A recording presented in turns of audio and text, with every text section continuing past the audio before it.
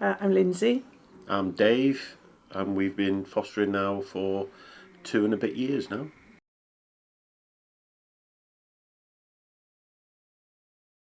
We were thinking about it for years, and the children were younger, and we kind of just always talked about it. My sister was adopted, and we always thought we'd do, she had a better life being in our family, and we thought we'd like to do something the same.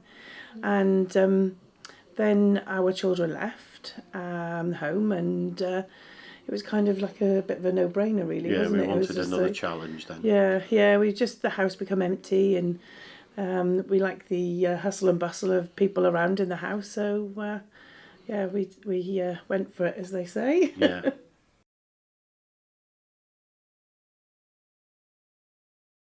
I think it's with the children, with our children left home now, as Lindsay said, it was a big void there. We wanted to try, and all the trials and tribulations you had of your own children, we wanted that again back in our house for us as well. So But it was like we had Dan, our son, our eldest son, when he was when we were very young, yeah. and we realised it's probably one of the difficultest jobs in the world, and we had a lot of help, we had a lot of support, we had a big family, and we just thought that must be so challenging for people that don't have that support.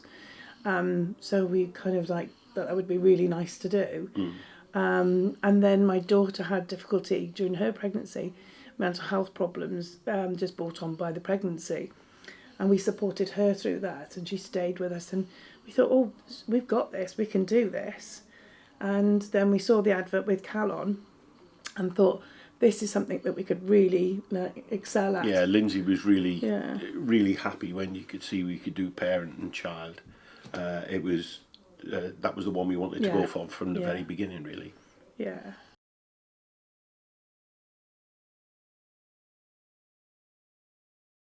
I thought the first inquiry, you were very reassuring on the phone.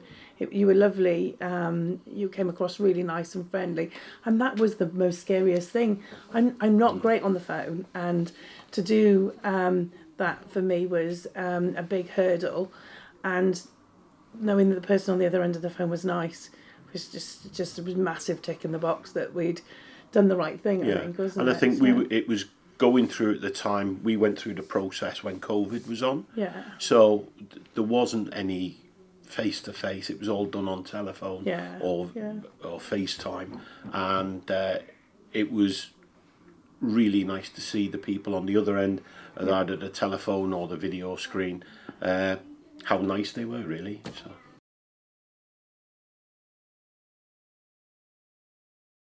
Yeah, well, we had our supervising social worker, Louise, and she was brilliant there for everything we needed, really, wasn't she? And then we had our buddy that we felt that we could speak a bit more freely to and ask maybe the silly questions that we were worried about. We didn't want to ask our social worker. Yeah. We'd ask those silly questions now, though, wouldn't we? Yeah. But our buddy we were given, we're good friends with him now. Yeah, so. Yeah, and one of the questions we were worried about was contact with our grandchildren. Would we be able to maintain that? And she reassured us, yes, of course. Yeah. She still has contact with her grandchildren and has them round after school and things like that. It's your life is still important. So yeah. And I think that's completely it. Your life goes on. We thought it'd be completely different. It is different, but family wise, nothing has changed really. Your family just becomes bigger, doesn't it? Yeah, it does. Yeah. It does. Yeah. Yeah.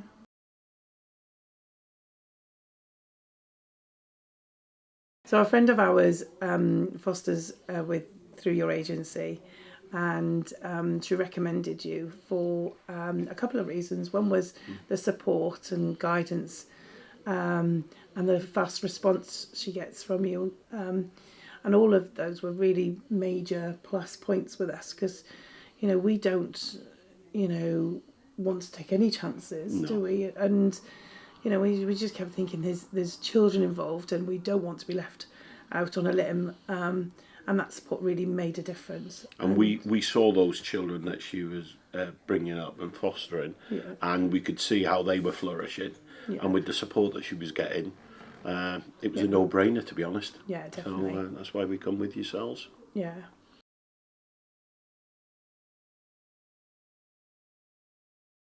The communication, isn't it, that we through our jobs, like myself as a nurse and Dave as a prison officer, we have to use it a lot to de-escalation techniques for myself that I use in my work, speaking to individuals, trying to calm them down. The first placement we had, I didn't know what to expect, and on the evening in question, I opened the front door, and there was a young girl there with a baby, swearing her head off, so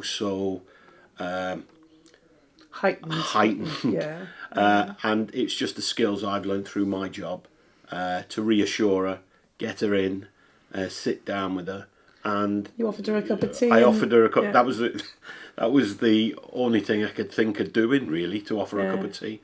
But when we sat in there with her, it wasn't us that she was annoyed at or shouting. Yeah. It was a social worker that was bringing her to us. But when she sat down with us, and we used our communication skills, didn't we? Yeah. And our non-judgmental attitudes, and just sat there and listened to what she had to say, and just offered her other ways of looking at things. I think experience as well, our life experiences as we've gone on. Yeah. We've struggled, as Lindzi said, with our children when they were young, coming up. She was struggling with her child, and it's just life skills and how we can support them.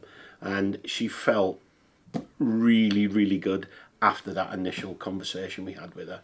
And it just blossomed from there, really.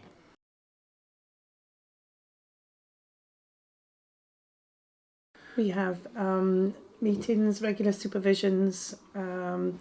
We have peer meetings, don't we? So we'll have the parent and child support groups. And so it's very regular. And they're on the end of the phone. Our social worker, our supervising social worker, and just text, email or phone, and our supervising social worker pick up and sort it out. Everything's magically sorted. And any support we do need, there's training events that we can go to, and we do them, whether that's in the offices or whether that's online. So the training events, they're really good, really, because there's some things which we're not perfect ourselves, and there's things that we can learn and glean from it, and to help the people we've got with us. But it's all good, really.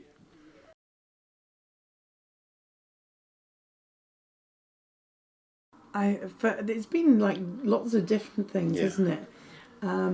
Seeing the person, the mum, develop and flourishing in our care. Because a lot of the times a couple of times the mums have been children themselves, so watching them flourish and develop in themselves, and watching the babies grow and being healthy and loved, and makes you warm inside to see that happen, isn't it? And I think we've had previous people that have stayed with us. They've contacted us over social media, thanked us. That placement didn't go so good for her, but she's informed us since that everything's back. She's got her children now, and she was so grateful for what we did. And she sends us photographs every now and then of herself and the children. And that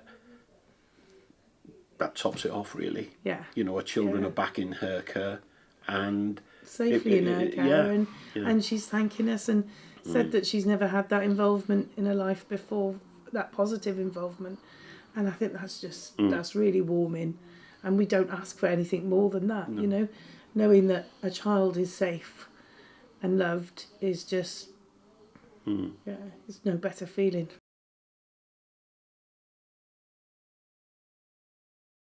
I think it's the level of support and the family vibe you get from, isn't it? Everybody knows everyone, and it's just nothing is too much trouble. I think from the ground floor all the way up to the management, everyone is so level, so supportive. We've had calls from the MD to wish us luck. We've had calls, we've had text messages.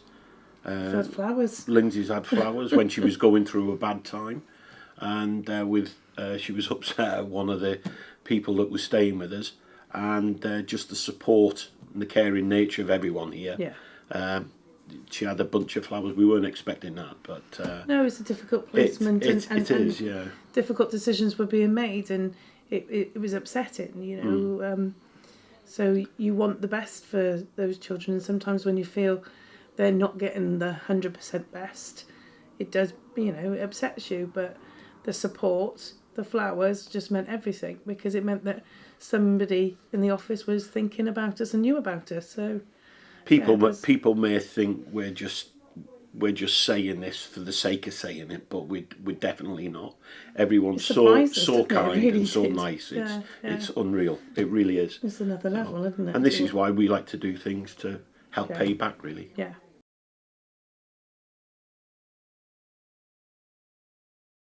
Oh, definitely. We just only wish we'd done it sooner, wasn't it? I think that's the biggest thing, isn't it? We were putting it off and putting it off and putting it off. And in those years where we've been putting it off and thinking about it, we could have helped more people in that time, which, that... And then help us, because we've had a riot, haven't we? We've had a blast.